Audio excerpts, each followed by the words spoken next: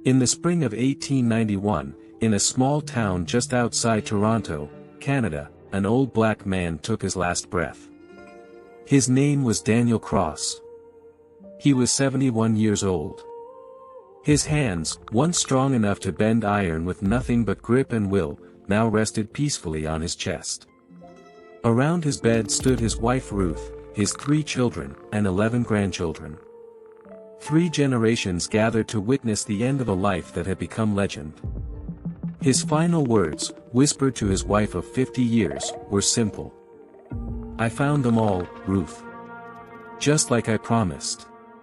7 words. But those 7 words carried a weight that only Ruth understood. Because 33 years earlier, in a place called Natchez, Mississippi, Daniel Cross had made a promise that would transform him from the most obedient slave in the county into something the American South had never seen before. Not a rebel. Not a revolutionary. Not a man who fought the system. But something far more dangerous. A man who had learned patience for 38 years. Who had memorized every name, every cruelty, every injustice. Who had forged his weapons in plain sight while everyone watched. Who had turned obedience into camouflage and skill into arsenal. A man who would walk into hell 4 separate times and emerge with his family intact. This is not a story about slavery. This is a story about what happens when you take everything from a man who has spent his entire life learning to wait.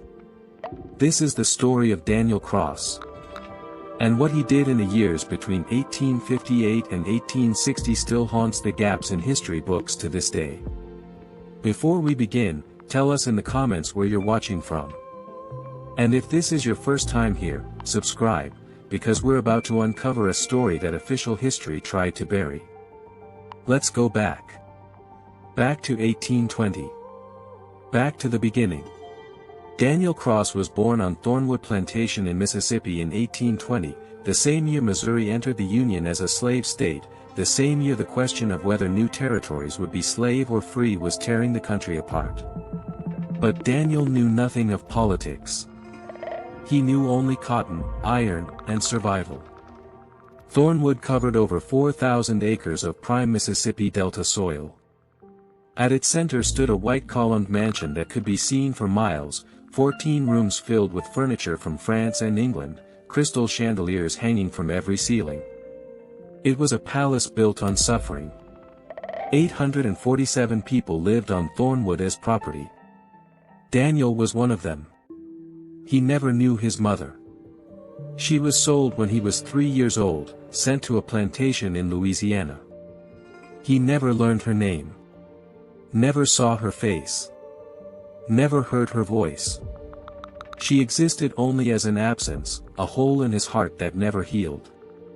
His father lasted longer. Daniel remembered him as a tall, quiet man who worked the cotton fields from sunrise to sunset, who spoke rarely and smiled never. When Daniel was 7, his father tried to escape. They caught him 2 days later, 15 miles north of the plantation. The overseer made an example of him. He was whipped until his back was raw meat, then left tied to a post in the summer sun. He died 3 days later from infection and dehydration. Daniel watched the whole thing. He was 7 years old. And in that moment, standing in the dirt with the other slave children, forced to witness what happened to those who resisted, Daniel Cross learned the most important lesson a slave could learn.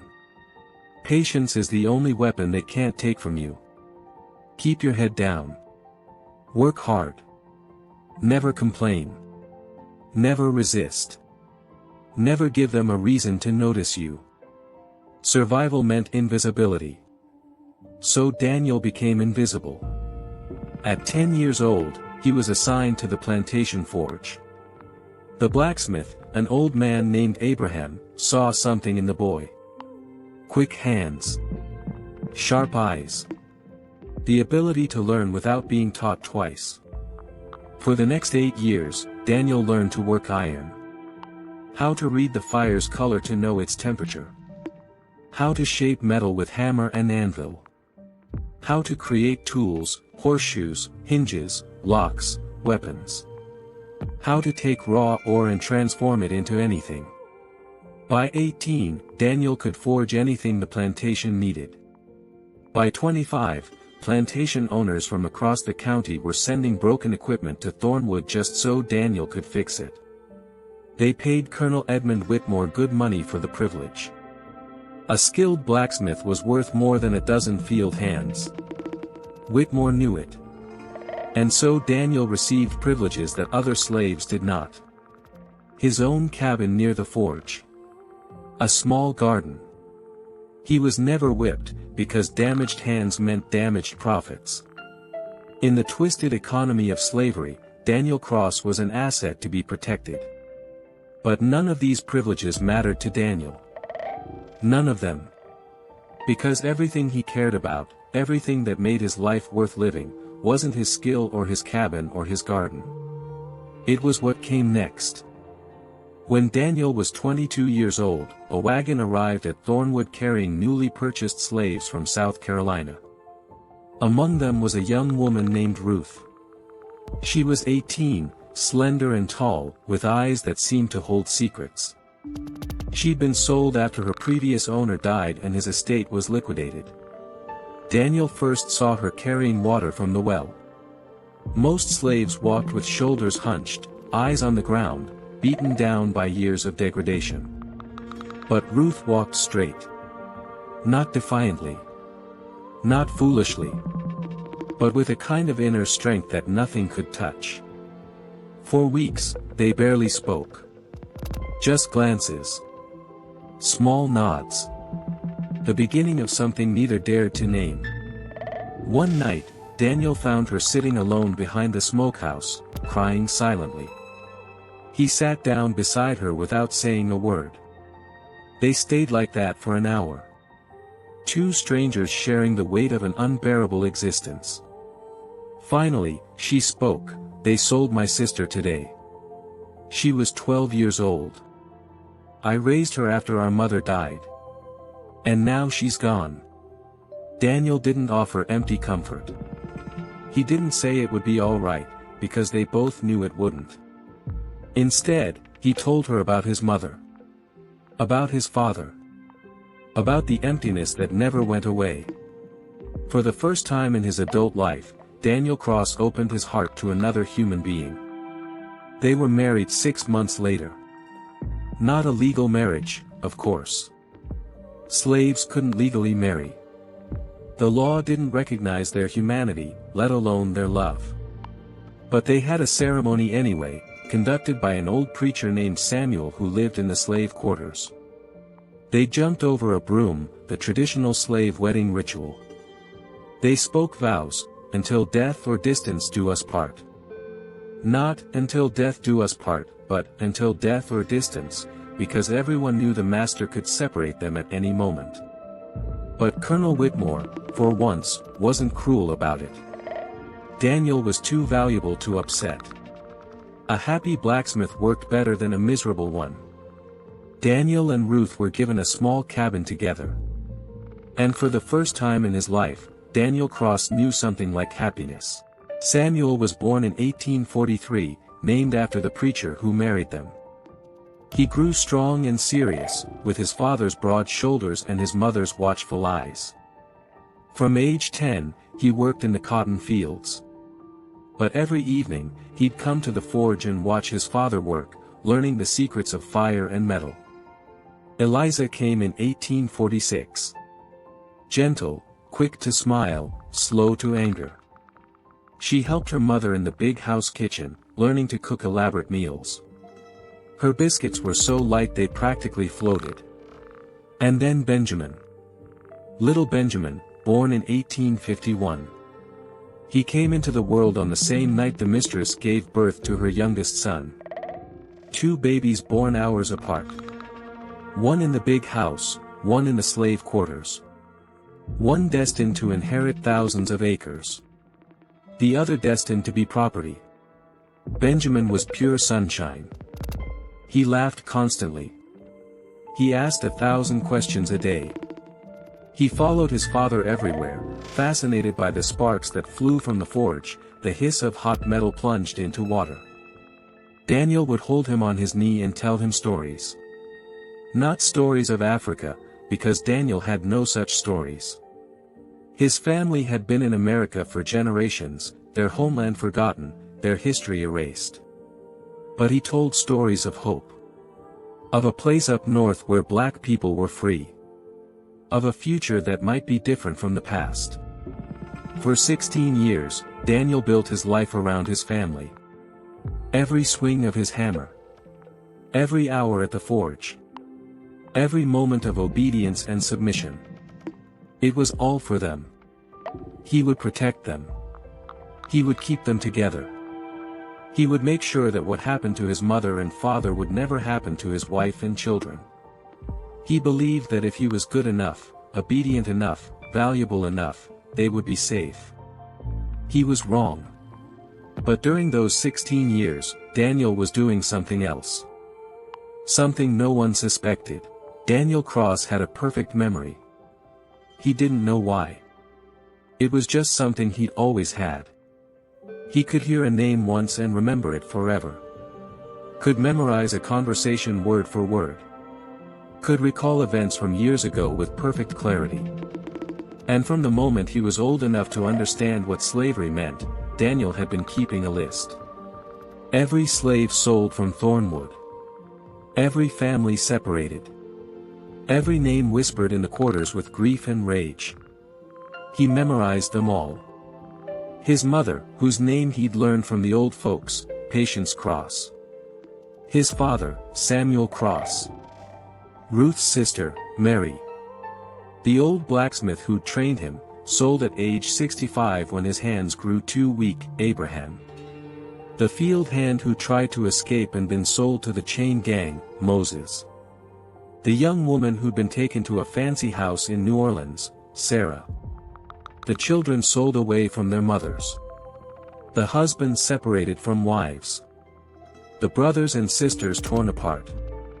147 names over the course of Daniel's lifetime. 147 human beings that Colonel Edmund Whitmore had sold like cattle whenever he needed money to cover his gambling debts. Daniel remembered every single one. And late at night, when the forge was dark and everyone else was asleep, Daniel had begun creating something. A chain. Not just any chain. A masterpiece of blacksmith art. Each link was perfectly formed, polished to a shine, strong enough to bear any weight. But along its length, carved into the metal with painstaking precision, were names. Patience. Samuel. Mary. Abraham. Moses. Sarah. On and on. 147 names. One link at a time. One name at a time. Working in absolute silence, hiding each completed section beneath the floorboards of his cabin. It took him 3 years to complete. 3 years of working in secret. 3 years of honoring the dead and stolen. 3 years of preparing for a day he prayed would never come but knew eventually would. The chain was his promise to them. His memorial. His weapon. And when the day finally came, it would be his judgment. The morning started like any other. Daniel woke before dawn, kissed Ruth on the forehead, and walked to the forge. The fire was already burning, fed by the young apprentice who slept in the corner. Daniel began his work, shaping a new axle for one of the plantation wagons. The rhythmic clang of hammer on metal filled the air. The sun rose. The day began. Around mid-morning, a wagon arrived at the main house. Daniel noticed it from a distance but thought nothing of it. Wagons came and went all the time. Then he heard the screaming. It was Ruth's voice. He knew it instantly. Knew it in his bones. Knew it the way a man knows his own heartbeat. And it was screaming in a way he'd never heard before. Not anger. Not pain. Terror. Pure, absolute terror. Daniel dropped his hammer and ran. He ran faster than he'd ever run in his life, his heavy boots pounding the dirt path, his lungs burning. When he reached the yard, he saw a scene that would be burned into his memory for the rest of his life. Ruth was on her knees in the dirt. A white man Daniel didn't recognize was holding her by the hair, dragging her toward the wagon. She was clawing at the ground, screaming, fighting with everything she had. But she was small, and he was strong. And it didn't matter. It never mattered. Samuel was already in the wagon, his hands bound with rope. Blood ran down his face from a gash above his eye.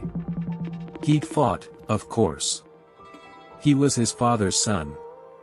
But 3 men had beaten him into submission. Eliza stood frozen near the kitchen door, her apron still tied around her waist. 2 men were walking toward her. She wasn't screaming. She wasn't crying. She was simply staring, her face blank with shock. And Benjamin. Little Benjamin. He was in the arms of another white man, squirming and crying, reaching out toward the chaos, calling for his mother, calling for his father. Daniel didn't think. He didn't plan. He simply charged. He made it 3 steps before the first overseer tackled him. Then another.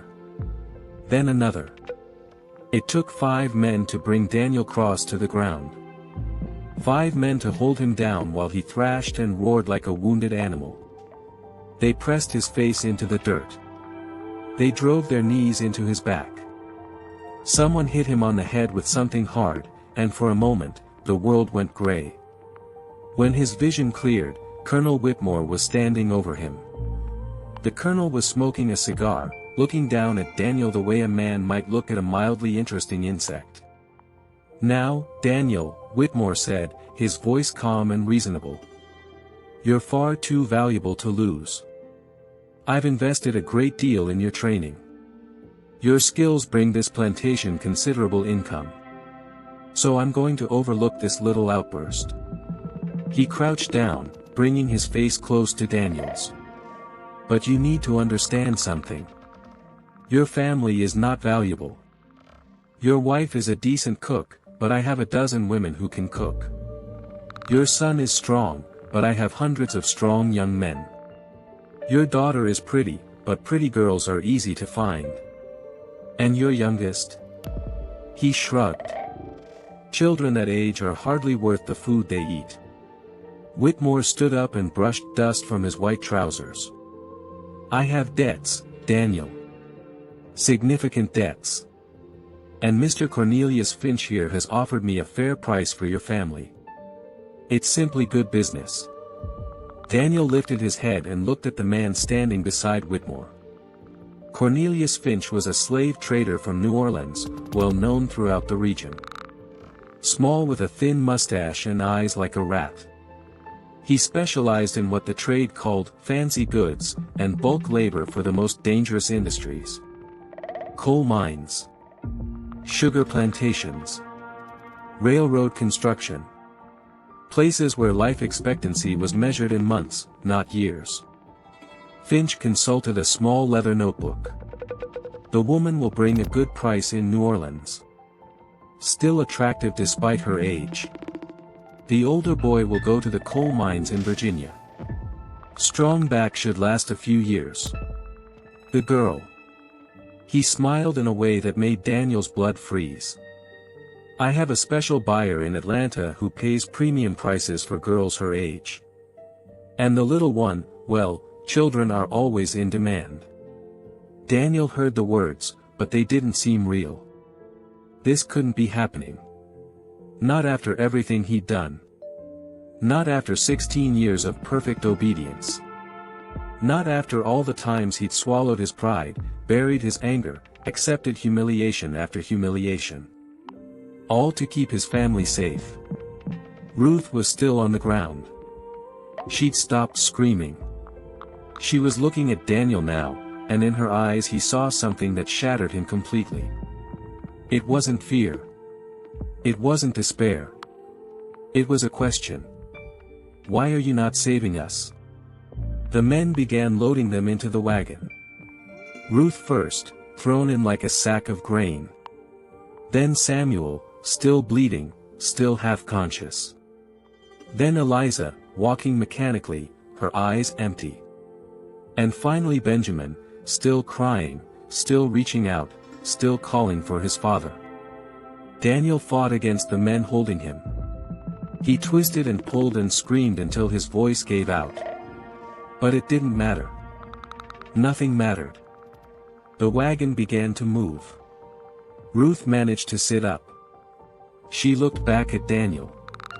And in that moment, she spoke the words that would change everything. Find them. No matter how long it takes. Find our children. Then the wagon turned a corner. And they were gone. The overseers released Daniel. He lay in the dirt for a long time, staring at the empty road. The sun beat down. The world continued around him. Somewhere a bird was singing. Somewhere a horse whinnied. Life went on as if nothing had happened. As if a man's entire reason for living hadn't just been ripped away. Finally, one of the overseers kicked him in the ribs. Get up. Get back to work. That axle isn't going to fix itself. Daniel stood slowly. His body was present. His hands were moving. He walked back to the forge. He picked up his hammer. He struck the metal. Clang. Clang. Clang. The rhythm continued. The work went on. But inside Daniel Cross, something fundamental had shifted. The man who walked back to that forge was not the same man who'd left it an hour earlier. That man, the obedient slave, the perfect worker, the invisible survivor, was dead. In his place stood something else. Something forged in grief and rage and a terrible, consuming purpose. Daniel Cross was going to find his family. And everyone who had taken them from him was going to pay. But not yet. Not with rage. Not with impulse. Daniel had spent 38 years learning patience. Now he would use every single lesson. In the weeks following the sale, Daniel continued his work at the forge. He spoke when spoken to. He completed every task assigned to him. He gave no indication that anything had changed. The overseers, who'd expected grief or rage or perhaps a foolish escape attempt, were relieved. The valuable blacksmith had accepted his loss. Things could return to normal. They had no idea. Every night, alone in his cabin, Daniel planned. The truth was, Ruth had taught him to read in secret years ago, using a Bible she'd stolen from the big house. Teaching a slave to read was illegal in Mississippi, punishable by severe whipping or worse. But Ruth had taken the risk. Night after night, tracing letters by candlelight, sounding out words, opening a door that was supposed to remain forever closed. Now that secret knowledge became Daniel's greatest weapon. He began gathering information. Slowly. Carefully. Listening to conversations he wasn't supposed to hear. His opportunity came 3 weeks after the sale. A wagon arrived from a neighboring plantation with a broken wheel hub. The driver was an enslaved coachman named Thomas, a man who heard things, who knew gossip, who carried information through the invisible network that connected all enslaved people. Daniel repaired the wheel. As he worked, he asked questions. Casual questions. Questions that could be explained as idle curiosity. Thomas looked at Daniel for a long moment. He understood what was really being asked. And he understood the risk of answering. But Thomas had lost a brother to the slave trade 10 years earlier. He knew the pain. He knew the desperation. And so he spoke. Ruth had been sold to a place in New Orleans called the Magnolia House. A high-end brothel in the French Quarter. Women sold there rarely lasted long. Samuel had been sold to the Harrison Mining Company in Virginia. Coal mines. The average life expectancy was 3 to 5 years. Eliza had been purchased by a judge in Atlanta named Cornelius Brandt. Thomas didn't say more, but the look in his eyes said enough. Everyone knew what men like Judge Brandt wanted with young girls. And Benjamin. Little Benjamin had been sold to a family in Vicksburg, Mississippi. A planter named Marcus Webb had bought him as a companion for his 9-year-old son. A living toy. A punching bag. An object for casual cruelty. Daniel memorized every detail. Every name. Every location. 4 different places. 4 different states. Hundreds of miles apart. An impossible task. But Daniel Cross had been doing impossible things his entire life. Over the next 6 months, Daniel worked in secret. During the day, he completed his normal duties. Horseshoes. Tools. Wagon repairs. But at night, by the dim light of his forge, he created other things. A knife. Thin and deadly, designed to fit inside the hollow handle of his favorite hammer. He could carry it anywhere without suspicion. Lockpicks. Forged from scrap metal, capable of opening any lock he'd ever encountered. He'd spent years repairing locks for plantation owners across the county. He knew their weaknesses intimately. Keys. Master keys copied from originals that passed through his forge for repair. Keys to sheds, to storage buildings, to the big house itself. A length of chain. With deliberately weakened links. It looked identical to regular chain, but could be broken with a single sharp pull if he needed to free someone quickly. And most importantly, the chain with 147 names. He retrieved it from its hiding place beneath his floorboards. He added 4 more names. Ruth. Samuel. Eliza. Benjamin. 151 names now. 151 reasons. 151 souls crying out for justice. Daniel wrapped the chain carefully and prepared to carry it with him. Not as a weapon, though it could be used as one. But as a reminder. Of what had been taken. Of what he was fighting for. Of the debt that needed to be paid. Daniel also reached out to the invisible network that existed among the enslaved. A whispered word here. A meaningful glance there. Slowly, carefully, he gathered intelligence. An old woman who worked in the laundry had a cousin in Memphis who knew a conductor on the Underground Railroad. A field hand had once escaped and been recaptured, but before they caught him, he'd learned the routes through the swamps. A house servant had overheard the master discussing reward systems for capturing fugitives. Piece by piece, Daniel assembled a map. Not on paper, which could be discovered, but in his mind.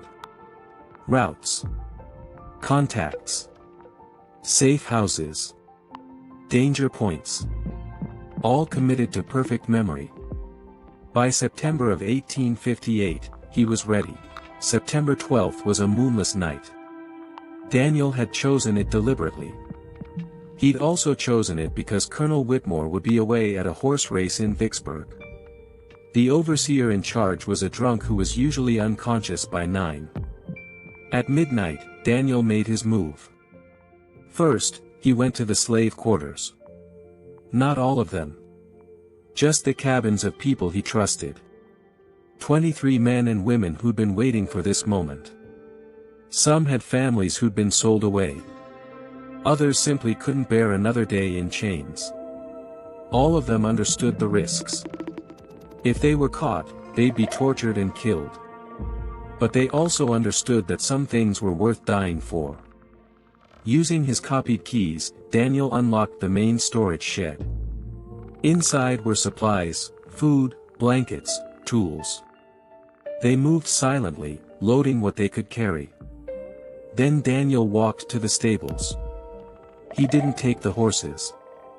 That would be too obvious. But he did something else. He opened the door to the hay barn and used his forged tinder to start a small fire in the back corner. It would take about 15 minutes to spread. Long enough for them to disappear into the woods.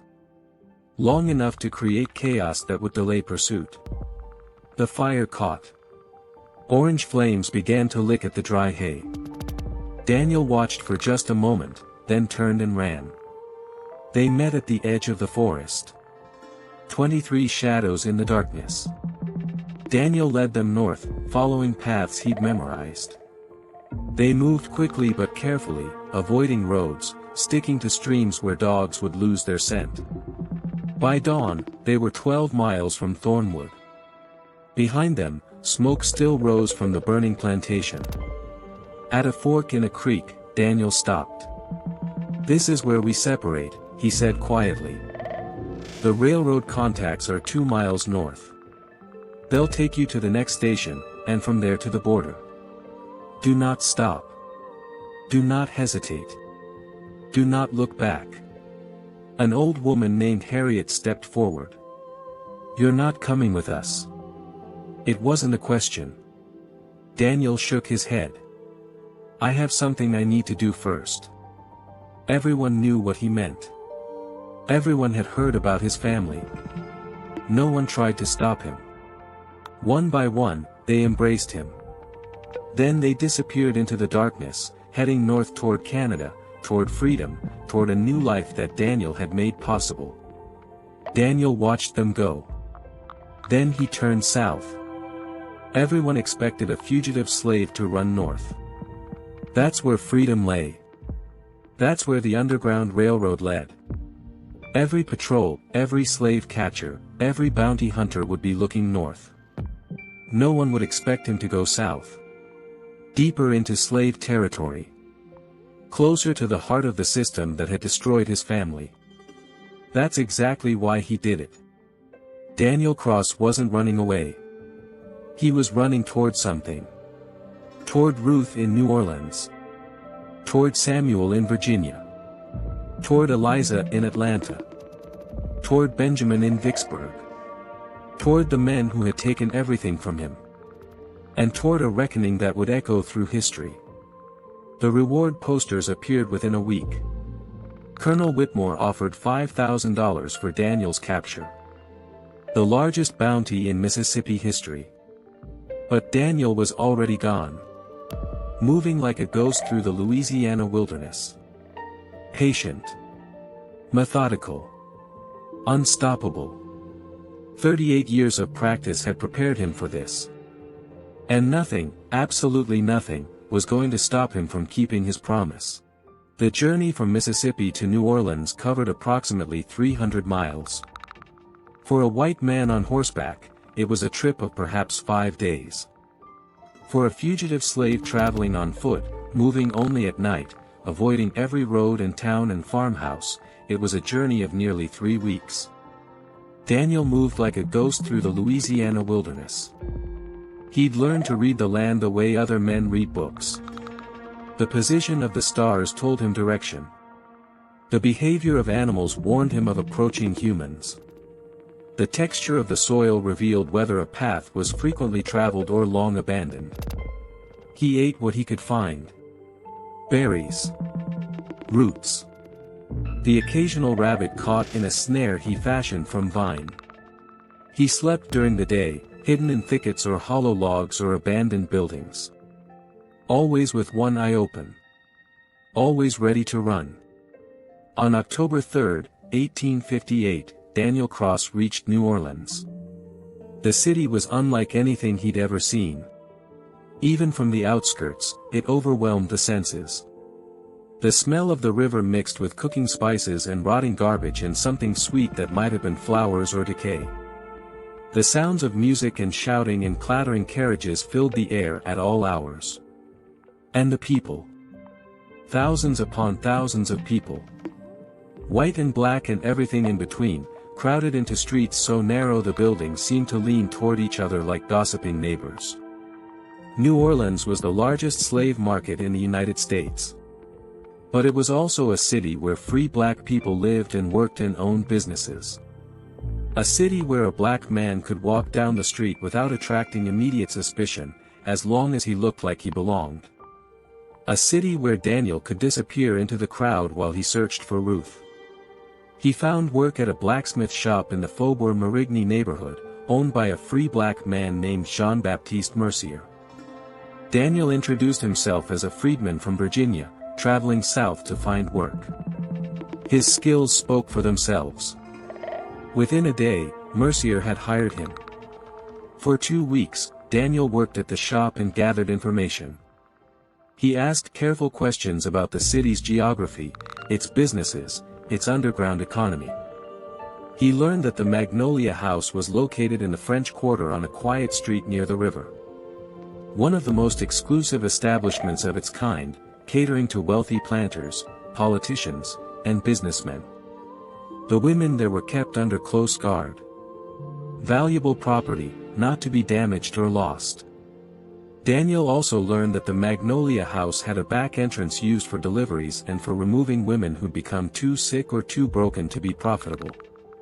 This entrance was guarded by a single man between the hours of 2 and 5 in the morning, when business was slowest. On the night of October 17th, Daniel made his move.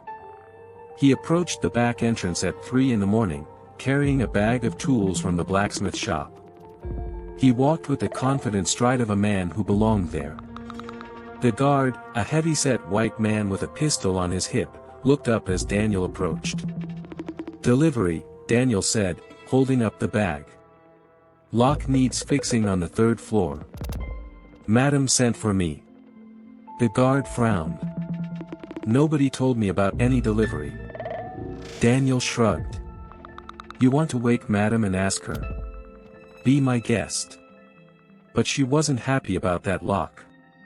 Said it's been broken for a week and nobody's done nothing about it. The guard hesitated. Waking the madam for something trivial was a good way to lose a job. Or worse. After a long moment, he stepped aside. "Make it quick." Daniel nodded and walked through the door. The interior of the Magnolia House was dark and quiet. The clients had gone home. The women were locked in their rooms. Daniel moved silently through the corridors, checking each door, listening for any sound that might tell him where Ruth was being held. He found her on the 2nd floor. The door was locked, but locks had never been a problem for Daniel. He pulled out his picks and went to work. 30 seconds later, the mechanism clicked open. The room was small and bare.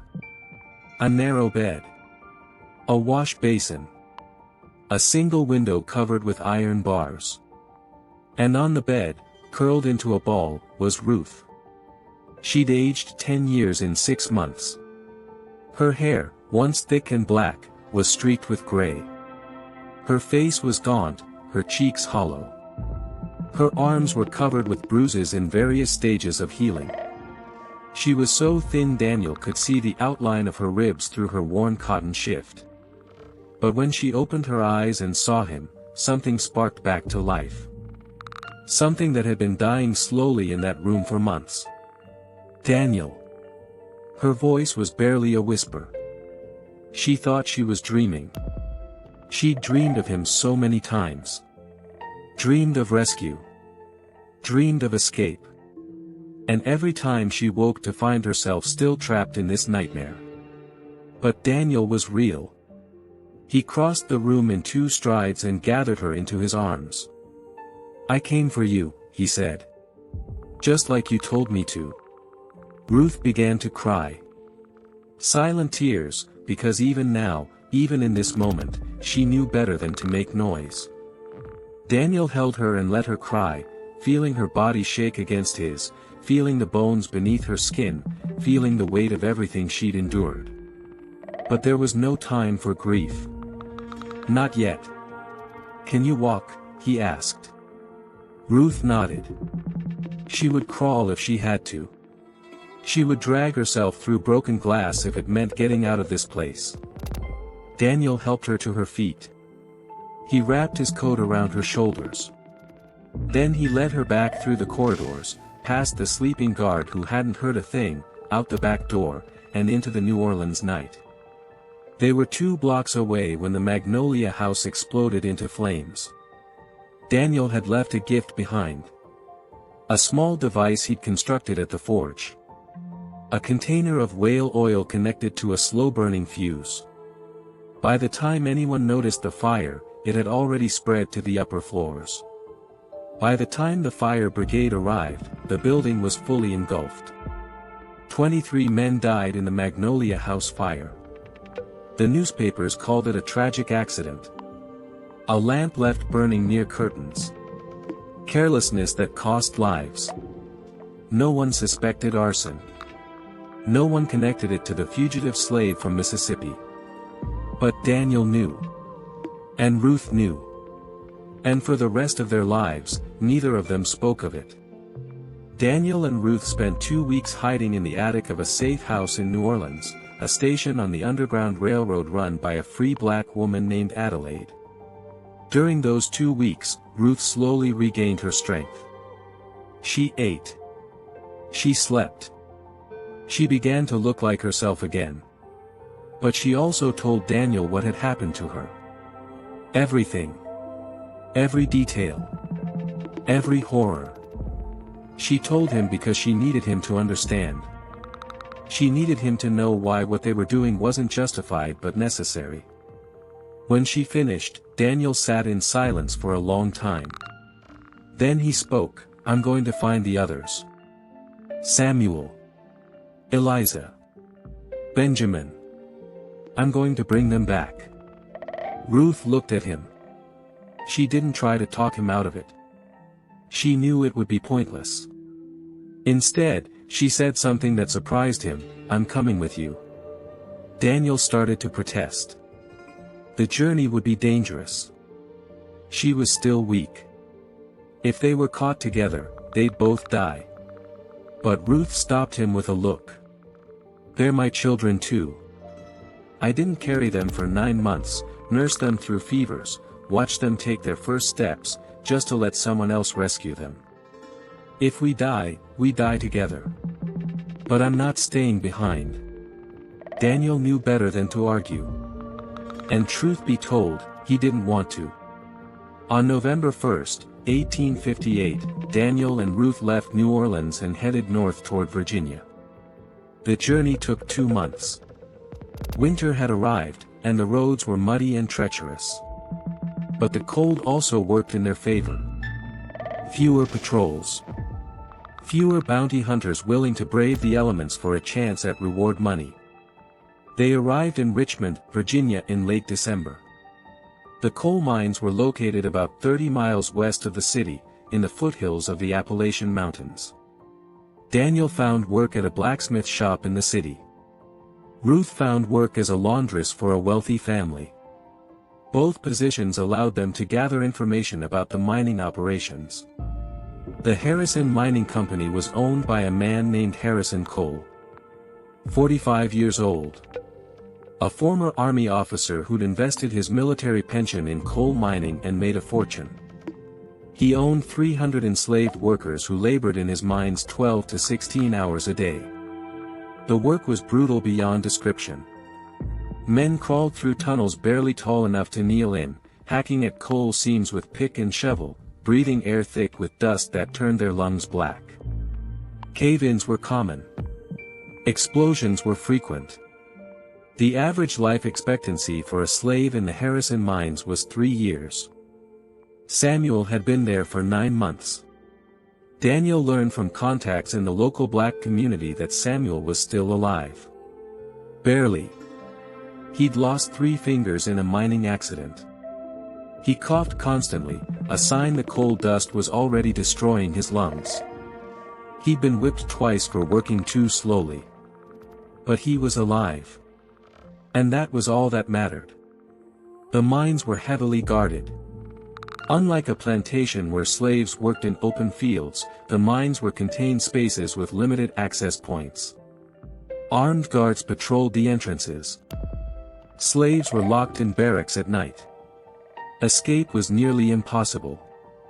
But Daniel hadn't come this far to be stopped by guards and locks. On Christmas Eve, 1858, while Harrison Cole and his family celebrated the holiday with a lavish dinner, Daniel put his plan into action. He'd spent weeks studying the mine's layout. He knew the main shaft had 3 ventilation tunnels that connected to the surface. These tunnels were too small for an adult to crawl through, but they were large enough to drop things into. Things like smoke bombs. Made from a mixture of sulfur and charcoal, designed to fill the tunnels with choking fumes and force an evacuation. At 9 that night, Daniel lit the smoke bombs and dropped them into 2 of the ventilation shafts. Within minutes, thick gray smoke began pouring out of the mine entrance. Guards shouted in confusion. Bells rang. Slaves came stumbling out of the tunnels, coughing and gasping, desperate for clean air. In the chaos, Daniel slipped into the mine through the 3rd ventilation shaft, which he'd left clear. He moved through the darkness with a small lamp, searching for Samuel. The tunnels were a maze, branching and intersecting in patterns that made no sense. But Daniel had bribed a former mine slave for a map, and he followed it faithfully. He found Samuel in a side tunnel near the back of the mine. His son was barely recognizable. 9 months of brutal labor had transformed the strong young man into a skeleton. His ribs showed through his skin. His eyes were sunken. His right hand was wrapped in dirty bandages covering the stumps where his fingers used to be. He was sitting against the tunnel wall, too weak to move, waiting for someone to tell him what to do. When he saw Daniel, he didn't believe it. He thought the smoke had affected his mind. He thought he was dying and this was a vision sent to comfort him. But then Daniel spoke. "Get up, son. Your mother is waiting." Samuel's eyes went wide. And then, for the first time in 9 months, he smiled. Daniel half-carried his son through the tunnels and out through the ventilation shaft. They emerged into the cold night air, surrounded by chaos. Guards were running everywhere, trying to organize the evacuation, trying to account for the slaves, trying to figure out what had happened. No one noticed 2 shadowy figures disappearing into the forest. But Daniel wasn't finished. 3 hours later, after Samuel and Ruth were safely hidden in a farmhouse 5 miles away, Daniel returned to the mining camp. The chaos had subsided. The slaves were being herded back into their barracks. The guards were returning to their posts. Harrison Cole himself had come down from his house to survey the situation, still dressed in his Christmas dinner finery. Daniel watched from the darkness of the forest. He waited until Cole was alone, standing near the mine entrance, shouting orders at his men. Then Daniel stepped out of the shadows. Cole saw him and frowned. "Who the hell are you?" Daniel didn't answer. He walked toward Cole with slow, deliberate steps. Cole reached for the pistol at his hip, but Daniel was faster. He grabbed Cole's wrist, twisted it, and heard the bone snap. The pistol fell to the ground. Cole screamed. Daniel picked up the pistol and pressed it against Cole's forehead. "My son worked in your mine for 9 months. He lost 3 fingers. He'll cough blood for the rest of his life. I want you to know why this is happening to you." Cole's eyes were wide with terror. He tried to speak, to beg, to offer money. But Daniel wasn't interested in words. He dragged Cole to the edge of the deepest mining shaft. It was a vertical drop of over 200 feet, straight down into darkness. "This is for Samuel," Daniel said. And he pushed Harrison Cole into the pit. The scream lasted a long time. Then it stopped. Daniel disappeared into the night. By morning, he was 50 miles away, heading south toward Atlanta with Ruth and Samuel. The journey to Georgia took another month. Samuel was weak, and they had to move slowly. But he grew stronger every day. The fresh air helped his lungs. The food helped his body. And the knowledge that his father had come for him, had walked into hell itself to bring him out, helped his spirit. They reached Atlanta in early February of 1859. Judge Cornelius Brandt was 67 years old, a respected member of the Georgia judiciary. He'd served on the bench for over 30 years. He was known for his harsh sentences, particularly for slaves who committed crimes against white property. He was also known, in certain circles, for his particular tastes. Young girls. The younger the better. He purchased them, used them, and when they became too old for his interests, he sold them or gave them away. It was an open secret among the Atlanta elite. But no one spoke of it. He was a judge, after all. He was above the law. Eliza had been in his house for nearly a year. Daniel spent 3 weeks watching the Brandt residence, a large brick mansion on Peachtree Street. He learned the judge's routine. He learned when the servants came and went. He learned which rooms Eliza was kept in. He learned everything. And then he learned something else. Something that changed his plans. Judge Brandt was dying. The old man had been diagnosed with cancer of the stomach. He had perhaps 6 months to live. He was already weak, rarely leaving his bed. Daniel had planned to kill him quickly. A knife in the dark. A silent end to a monstrous life. But now he reconsidered. Death was too good for Cornelius Brandt.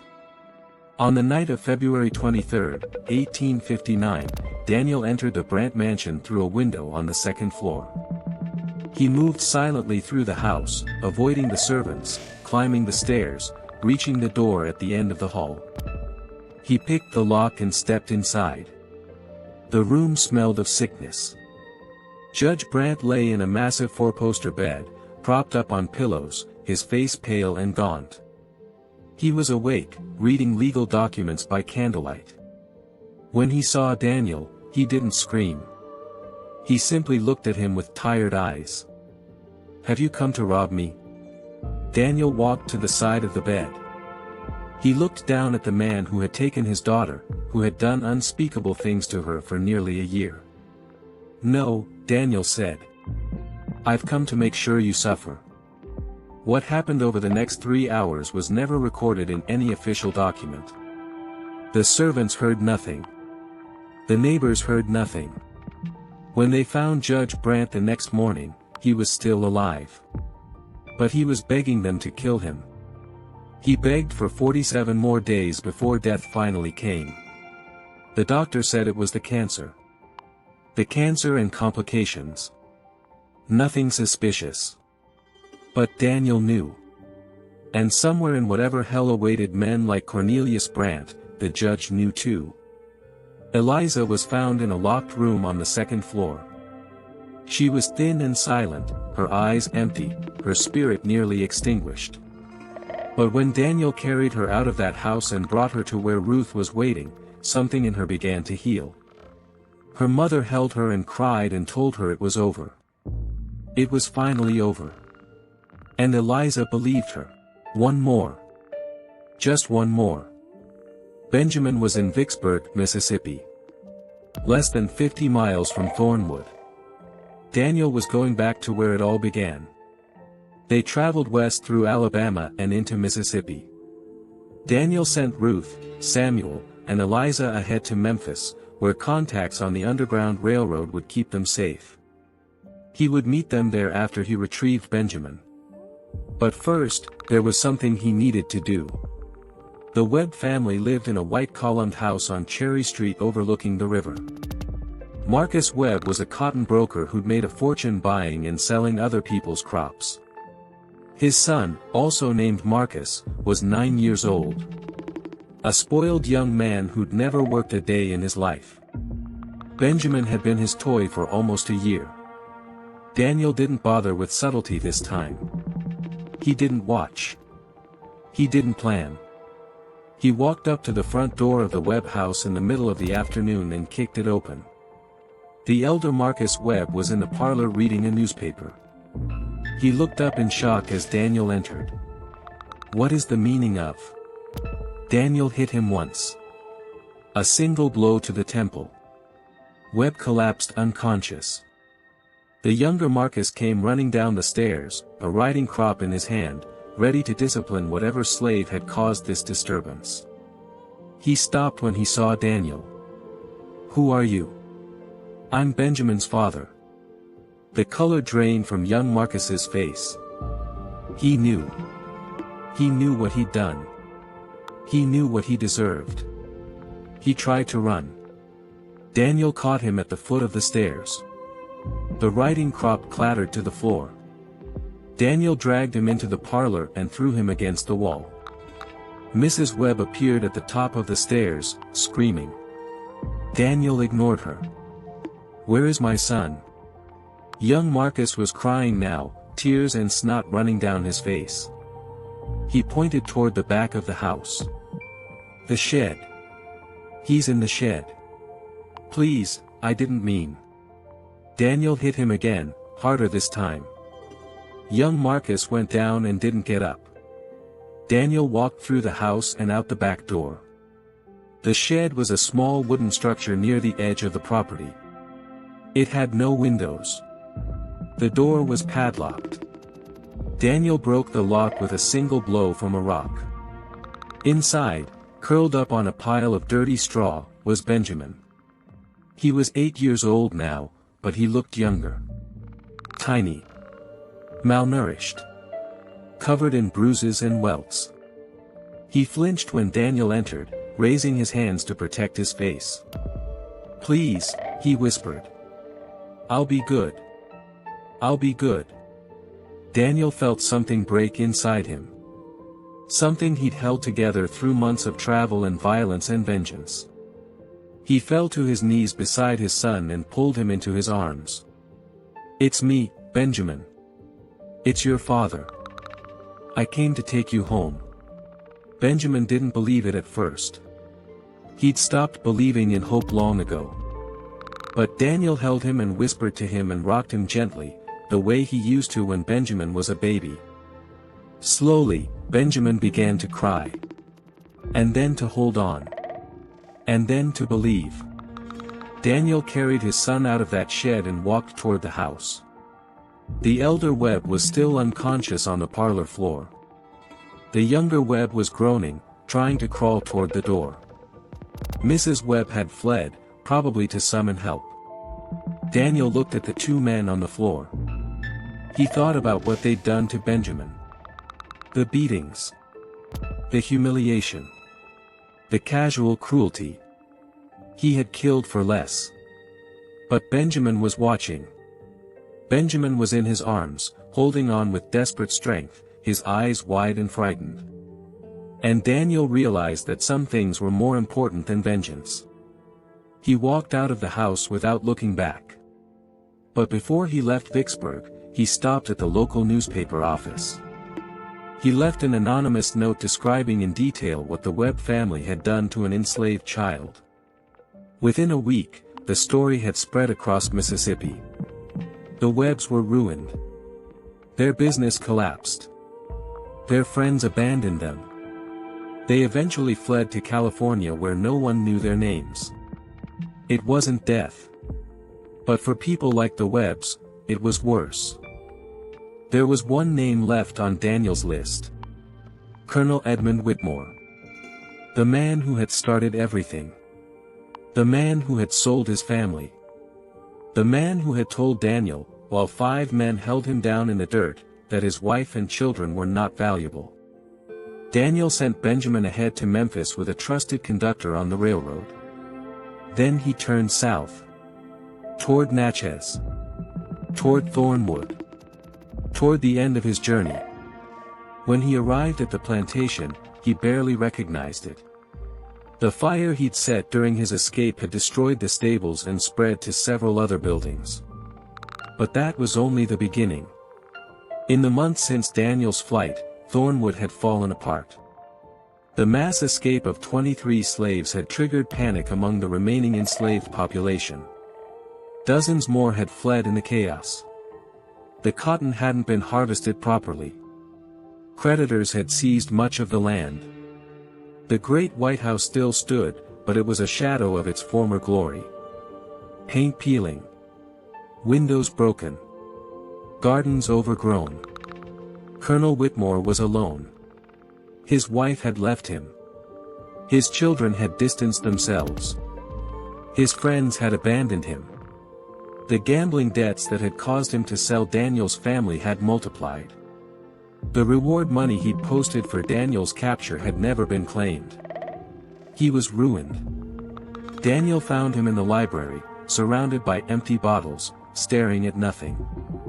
The once proud plantation owner was now a broken old man, waiting to die. Daniel stood in the doorway for a long moment. Whitmore didn't notice him at first. When he finally looked up, his eyes took several seconds to focus. "Daniel." His voice was cracked and weak. "You came back." Daniel stepped into the room. In his hand, he carried the object he'd been forging for years before his escape. The object he'd planned to use from the very beginning. The chain. Not just any chain. A masterpiece of the blacksmith's art. Each link was perfectly formed, polished to a shine, etched with intricate patterns. And along its length, carved into the metal with painstaking precision, were names. 147 names. Every slave that Edmund Whitmore had sold during his lifetime. Every family he destroyed. Every life he'd shattered. Daniel had spent years gathering those names, memorizing them, honoring them. And now they were immortalized in iron. Daniel placed the chain on the table in front of Whitmore. "Do you know what this is?" Whitmore looked at the chain. He squinted at the names. His face went pale. "These are the people you sold," Daniel said. "Every one of them had a mother, a father, children, dreams. You took all of that away. You treated them like animals. Worse than animals. And you never lost a moment's sleep over it." Whitmore opened his mouth to speak, but Daniel wasn't finished. "You told me my family was not valuable. Do you remember that? You said my wife was just a cook. My son was just a strong back. My daughter was just a pretty face. My baby wasn't worth the food he ate." Daniel leaned close. "I found them all. Every one. I brought them back. And everyone who took them from me is dead or wishes they were." Whitmore began to tremble. He understood now. He understood what Daniel had done. What Daniel was capable of doing. "Please," he whispered. "I'm sorry. I'm so sorry. I didn't know. I didn't understand." Daniel looked at him. This man who had owned him. Who had controlled every aspect of his life for 38 years. Who had wielded the power of life and death over hundreds of human beings with casual cruelty. "You knew," Daniel said. "You just didn't care." What happened in that library over the next several hours was never officially recorded. The servants had all fled. The neighbors had long since stopped visiting. There was no one to witness what Daniel Cross did to Colonel Edmund Whitmore. But there are stories. Whispered tales passed down through generations in the black communities of Mississippi. They say Whitmore was found 3 days later. Still alive. The chain wrapped around his body so tightly it had cut into his flesh. They say he begged for death for weeks before it finally came. They say his screams could be heard for miles. Daniel Cross left Thornwood for the last time as the sun rose over the cotton fields. He did not look back. There was nothing left to see. 6 weeks later, Daniel crossed into Canada with his family. Ruth. Samuel. Eliza. Benjamin. All 4. All together. All free. They settled in a small town called Buxton, about 50 miles east of Detroit. It was a community founded by former slaves, a place where black people could own land, start businesses, raise families in peace. Daniel never touched a forge again. He'd spent enough of his life working with fire and metal. Instead, he became a teacher. He taught other escaped slaves to read and write, giving them the tools to build new lives in a new country. Ruth opened a boarding house that secretly served as a station on the Underground Railroad. For years, she sheltered fugitives on their way to freedom. Samuel studied medicine. Despite the damage to his lungs from the coal mines, he became a doctor. One of the first black physicians in the province of Ontario. Eliza never fully recovered from what had been done to her. She never married. She rarely spoke of her time in Atlanta. But she found purpose in caring for children. She founded an orphanage for black children, raising them with fierce love, determined they would never know the horrors she'd experienced. And Benjamin. Little Benjamin, who'd been bought as a toy for a rich man's son. He became a lawyer. After the Civil War ended and slavery was abolished, he returned to the United States. He spent the next 40 years tracking down former slave owners and bringing them to justice. He won case after case, securing compensation for former slaves, exposing the crimes of the old plantation system, making sure the world never forgot what had been done. Daniel Cross died on March 14, 1891. Exactly 33 years after his family had been sold away from him. He was surrounded by his wife, his children, his 11 grandchildren, and the countless lives he touched in his years as a teacher and conductor on the railroad. His last words were to Ruth. "I found them all, Ruth. Just like I promised." Ruth held his hand and smiled through her tears. "I know you did. I always knew you would." Daniel Cross was buried in the Buxton Cemetery, beside the graves of other former slaves who'd made the journey to freedom. His tombstone bears no mention of the things he did in 1858 and 1859. No mention of the Magnolia House or the Harrison Mines or Judge Brandt or the Webb family. No mention of Colonel Whitmore or the chain with 147 names. It simply reads, Daniel Cross 1820 to 1891 husband, father, teacher. He kept his promise. The story of Daniel Cross was never written in the official history books. The newspapers of the time recorded the events as accidents, coincidences, unrelated tragedies. A fire in a New Orleans brothel. A mining accident in Virginia. A judge dying of natural causes. A family ruined by scandal. A plantation owner found dead in his library. But the truth survived in other ways. In the whispered stories passed from parent to child in black communities across the South. In the songs that spoke of a man who walked into hell and brought his family back. In the legends of the blacksmith who forged his own justice when the law refused to provide it. And now you know the truth too. Daniel Cross was not a saint. He killed men. He burned buildings. He did things no law could condone. But he did them for the only reason that ever mattered. He did them for love. The system that enslaved him was vast and powerful, protected by all the authority of law and custom and tradition. It told him his family was property. That his love was worthless. That his children could be sold like animals and he had no right to object. Daniel Cross disagreed. And he was willing to burn the world down to prove it. Some people called him a monster. Some people called him a hero. The truth is probably somewhere in between. But one thing is certain. When they took everything from Daniel Cross, they made a mistake. They created something far more dangerous than a slave. They created a man with nothing left to lose and everything to fight for. They created a man who'd spent 38 years learning patience. Who'd memorized 147 names. Who'd forged his weapons in plain sight. Who knew that the most dangerous weapon isn't rage. It's patience. And in the end, that man won. He walked into 4 different states. He rescued his family from impossible situations. He made every person who profited from their suffering pay the price. And then he lived. For 33 more years, he lived in freedom with the people he loved. That's the real victory. Not the vengeance. Not the violence. But the life that came after. The children who grew up free. The grandchildren who never knew chains. The legacy that proved love is stronger than any system designed to destroy it. This was the story of Daniel Cross.